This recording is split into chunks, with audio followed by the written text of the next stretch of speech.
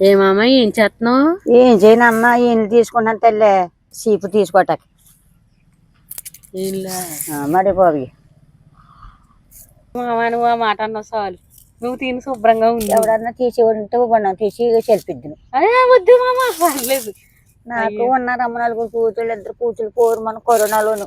మళ్ళీ నీడేమో మంత్రి ముందు కదా ఇలా వచ్చి మంత్రి తాగేసి ఎవరన్నా పని చెప్తే చేసి కూతురు కొడుకున్నాడికి పెళ్ళం లేదని బెంగెట్టుకుని బొంతుల మీద కూకుని చనిపోయారా కోవిడ్ లోని? పడిపోడు కాళ్ళ పడిపోడు అప్పుడు చూడలేదు లేరు. ఆడి కూర్చో బెంగ చక్కగా ముందా పొట్టే ఇంకా ఊసలేదమ్మా పట్టినాను అనుకుంటా పత్త గురించి మొన్న పండుగకి మనవరాలు నీలాగుంటది ఉప్పలు కొట్టం చేసాం కూతురు వాళ్ళ అమ్మ లేరు బాబు లేరు, 2 కొడుకులు దానికి. అమ్మ బయటకు వెళ్ళిపోతానే వాళ్ళకి తీసుకెళ్తారంటున్నారు, చేయించేసుకుని ఉందంట.